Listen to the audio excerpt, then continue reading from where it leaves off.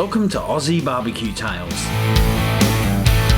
In this episode, we head out to Stoneville, where Mark shows us how to smoke up juicy lamb cutlets in his kettle.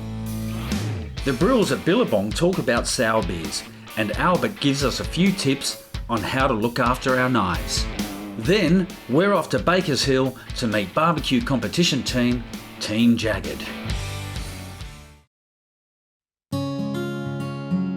Set in the escarpment in the beautiful Perth Hills is the old fruit growing district of Stoneville.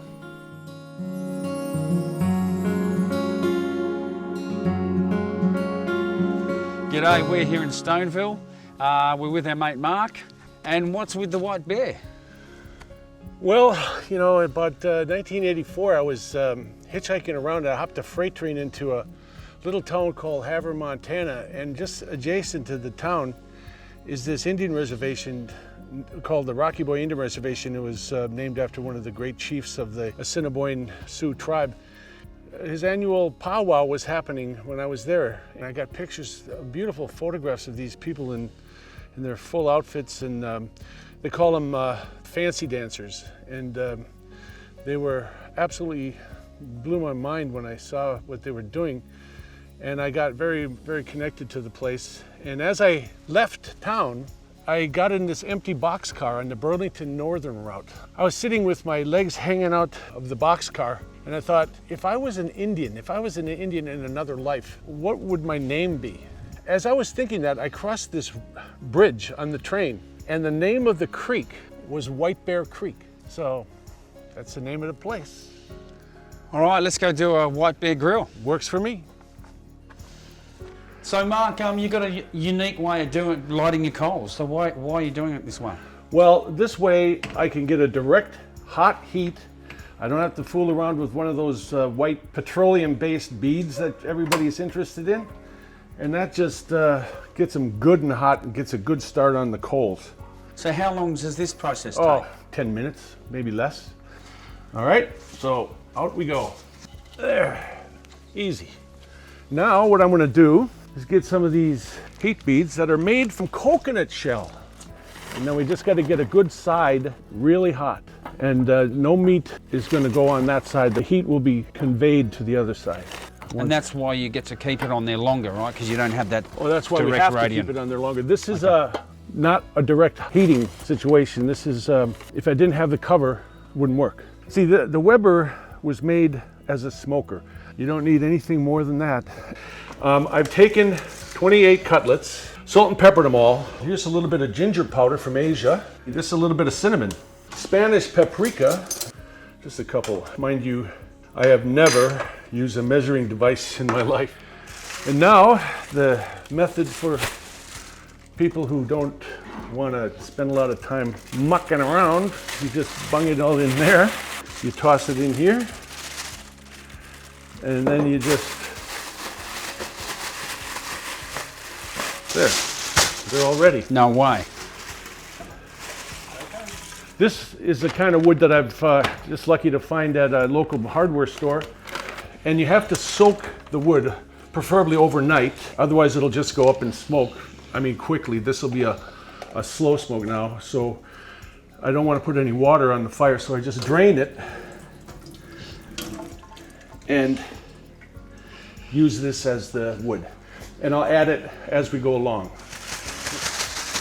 You want to be careful not to burn the plastic back on the grill.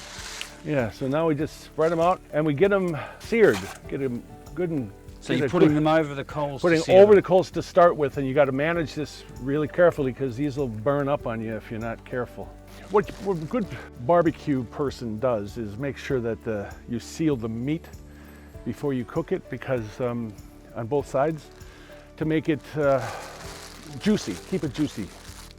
What you need is you want the fire to hit the meat, because that changes everything.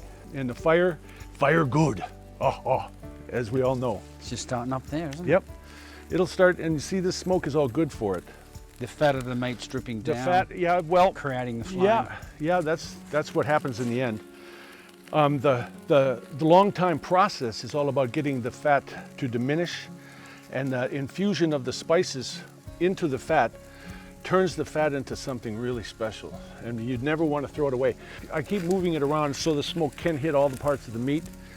The one good thing about this, when a person does a barbecue, it's whether I'm right, whether I'm wrong, it doesn't matter because it's your barbecue.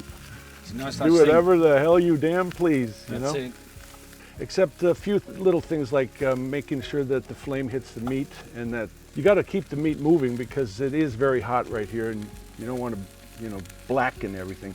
Although a little bit of a dark on the meat is always important. Yeah, I don't mind that. You want to have that crispy little bite on the end, on the outside of it, and that's where they're going to live. Then we can reward ourselves with some liquid refreshment. It sounds good, because you know, when I smell this stuff, when I smell fat going on coals and char, Doesn't it make you want to grunt? Makes me want to drink. I want to drink beer. Well done, mate. Well done. You know, oh, look at that, all on flames. Yeah. Oh, so now we're ready. That's a fat getting in there. Now we're ready to turn it again. Oh, I love it. Now we are ready to cap it. Just bung it on. There we go. Okay, both the holes on the bottom and the holes on the top are open full. So we're gonna get this thing, it's gonna get really hot here.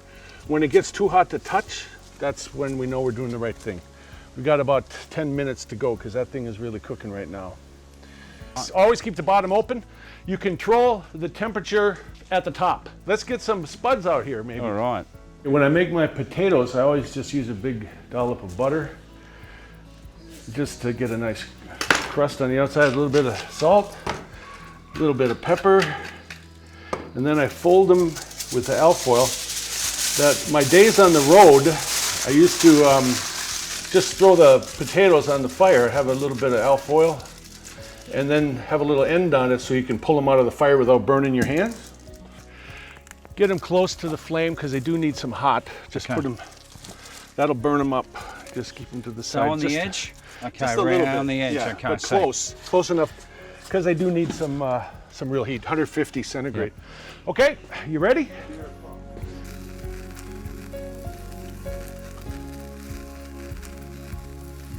All right, we just got to come out here and put some smoke on this stuff. Oh, they're all looking good. That's just looking move real things around a little bit. And now I'm going to add some of these. These are the hickory pieces of hickory wood that I've soaked overnight. So they've stayed quite moist. Oh, these will be beautifully moist, I guarantee that. You just drop them in there and you do the simple method and stick them down in there. And now, watch the magic. Watch the smoke come billowing out of here. And I'm going to close this down just a hair. So half of the hole is visible now to create a smoky atmosphere inside the Weber itself. Make sure that it's sealed on properly. Okay, it's time to put some more chips on. And to move things around a little bit, let's make sure we're good and warm yet. Just turn these around a little. They look awesome. Do that and see if we can get a little bit more smoke going. All right, let's just move these around a little bit. They look great. They're looking excellent. They're basically edible now, but what we're doing now is just giving them a little bit more heat so the fat condenses a little bit and we lose a little bit more fat. All right.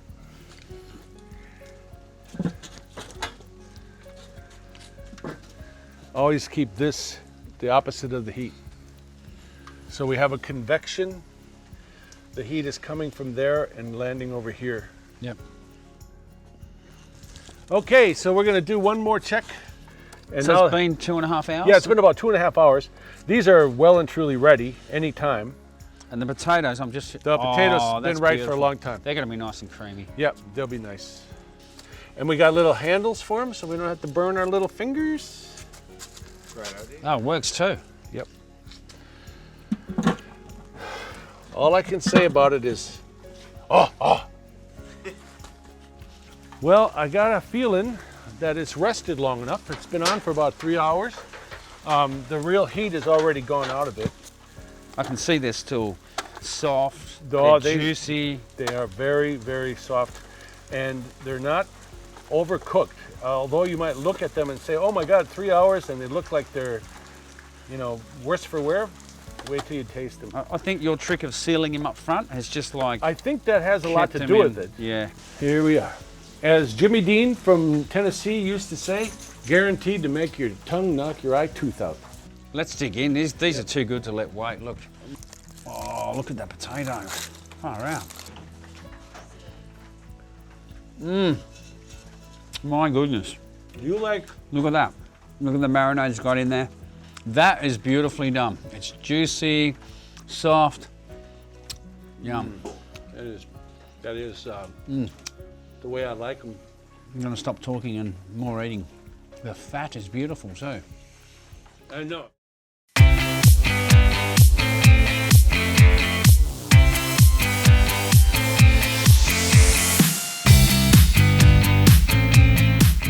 Let me just talk about how do you look after your knives. Domestic, never put a knife in a dishwasher. Never, because number one, the temperature within the dishwasher is that high that in actual fact it can reduce or destroy the temper of the blade. So it affects the metal? Absolutely. Wow, had no idea about that. Also, the second thing is because of the corrosive chemicals in a dishwasher, it actually, you'll see that knives that's regular in dishwasher, how it becomes tarnished. The cutting edge falls holes in.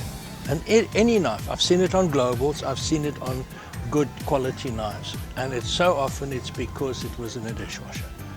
Many people think, oh well, what's it going to do? But it actually destroys the metal value, and it softens the metal. So, and it reduces the the life of the knife. So can I save it? Can I bring it here and get it sharpened, or do you chuck it away? No. I can still, but just keep it out of it. Preferably never ever chuck it in a drawer with lots of knives, because they'll bang together, and with banging together, it'll blunt them. Even if you don't have a fancy block, even if you go and get yourself something like that. So you can put all the knives you want in something like this if you don't have a dedicated knife block. Actually, you could squeeze quite a few in there, to be honest. Absolutely, yeah. Even something like that. And there's room for more. There's room for more. Or, I personally prefer magnets. Have a magnet on your wall, put it in the magnet.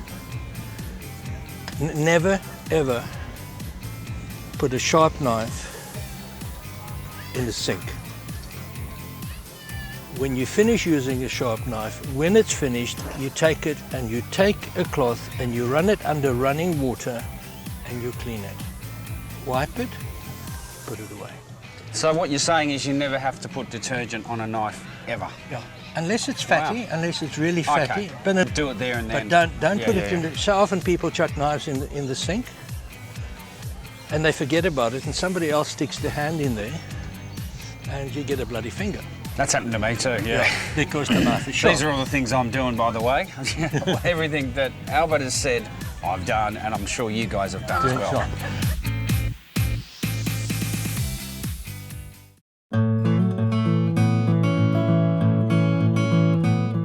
Home to one of the best pie shops in Western Australia is the home of Australian BBQ competition team Jules and Glen Davies, who are currently 15th place on the Australian KCBS barbecue competition ladder. You say 15th, but as anyone who has competed with next week's Chidlow competition, I think there's 20 odd teams competing there. So fingers crossed I go up the ladder, but I could very easily go down. Well, so the nerves are already setting in for that one. So what I normally do, simple Simon, I've just taken the juices and the sugar, the honey and the butter, and I'm just going to mix my favourite sauce, from home. So you've got prepared sauces. You bought these? These I buy. These, I like to tell anybody if they like the flavour of something, that they can basically go and get it themselves. I do make a comp sauce, but I'm not using that today. So I'm just going to basically just going to mop that. Has that got a thickening agent in it? Did that just No, thicken no, up? that's just sauce. That's and just the sauce, sauce butter, wrapping. and the honey and everything out that was in the wrap. Simple as that. Yum. I mean, So essentially, you could eat that now, couldn't Of you? course, of course. But we're going to put that back in for the sauce to set. Yeah, of course. Look at those bones. That's what you like to see. Now I'm going to gently, because as I said, it will tighten up back in the oven. What do you mean by Look that at when that. you say tighten Well, up? it's really loose now, so as a bit more heat gets into it, it will tighten up because it's been soft and wrapped up and everything like that. It's gone a bit soft, so we're just gonna, yeah. Normally I would have this on a rack, especially if comp, and I just pour it over so that I don't get any brush lines, and that would just catch it, so I can reuse it on the same ribs. Now, I will give a little bit of a secret. It's just one at home.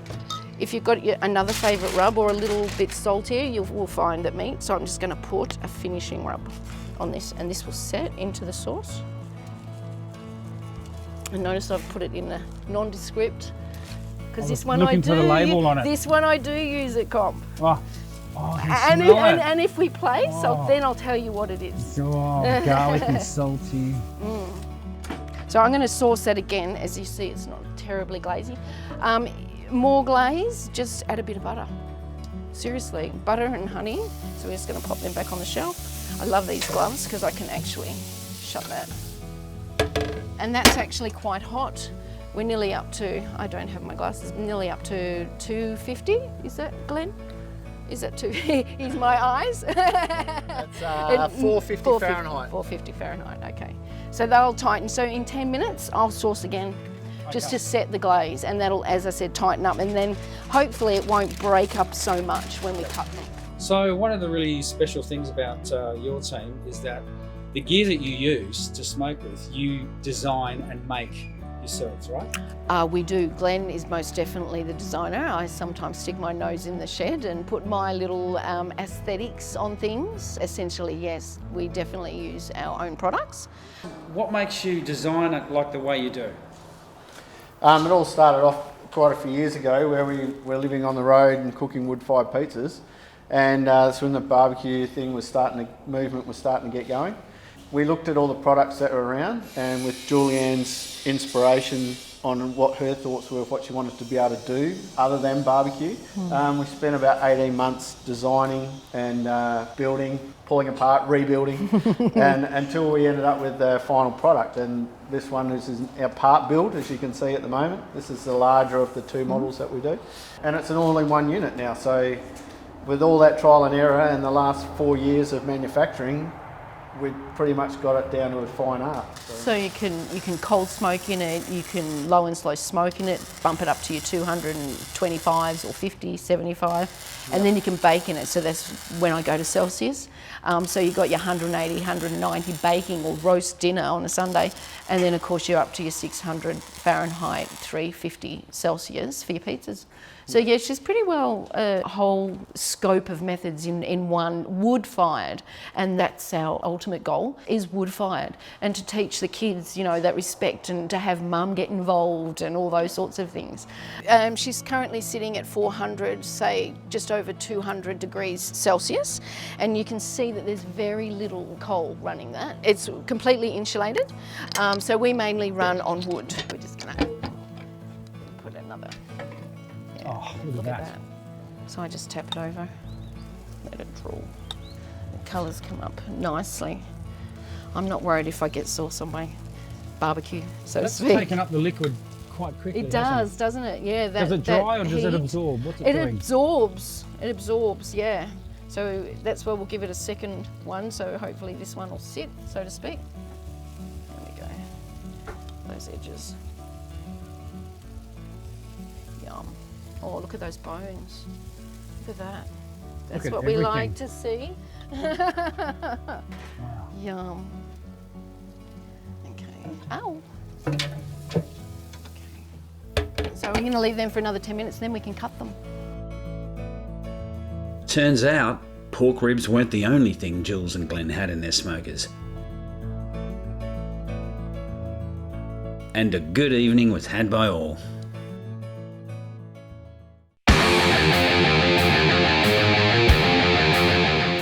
think what it is if they're well-crafted beers, they hang around. I mean, Little Creatures, there's no surprise that keeps going. Ferrell's Hot Pod, there are so many of them that when they're well produced, the style will remain. Where it comes down, I think, is when we drop the ball on styles, we get less interested in them. Like the lagers have been poo-pooed for a number of years, to the point where I'm not drinking a lager because it's a lager. Well, geez, you're throwing out the baby with the bathwater there, people. There are so many. I mean, we've got those small or those mass-produced lagers. We get them cheap as chips from still the biggest selling style of beer sold in Australia. Oh, so worldwide. Yeah. No doubt. I mean, everyone's always going to drink them. Most people will go back to them. I mean, you go down the pub, your first thing that you're going to look for is, oh, you got I recognise that, I'll have that.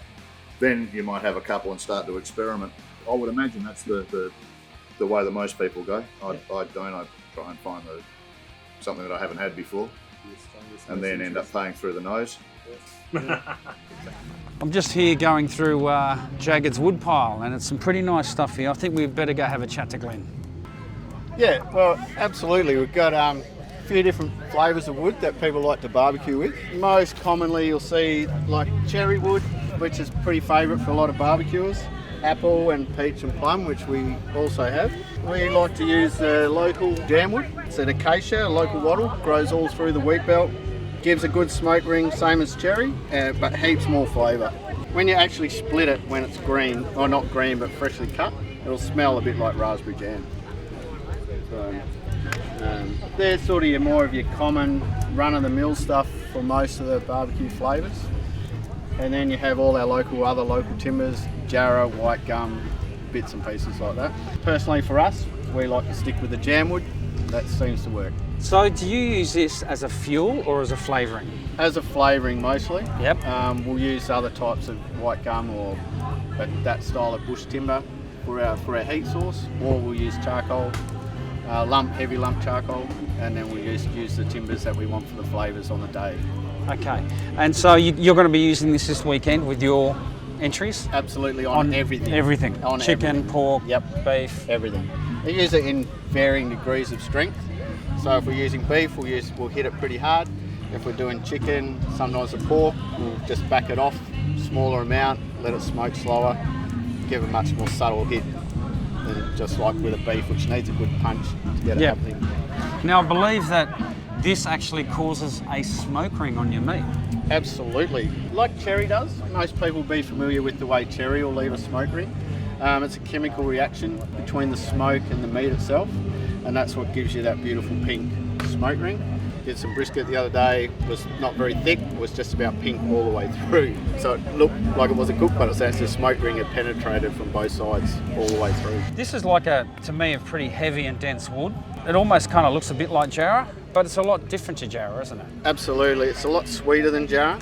I find personally that jarrah can have a bit of a more of an acrid sort of taste if it's not burning properly, but that can be said for a lot of fires. If you don't have a good fire, you're going to end up with a bad taste on your food.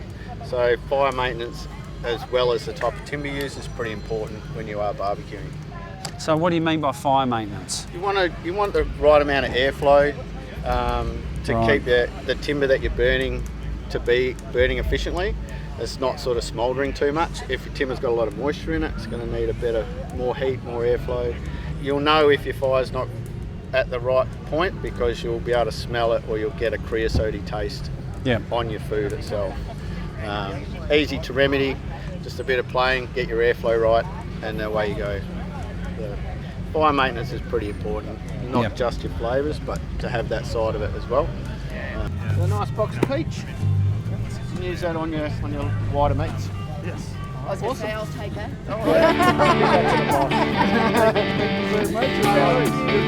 Enjoy it. From all of us here at Aussie BBQ Tales, thanks for watching.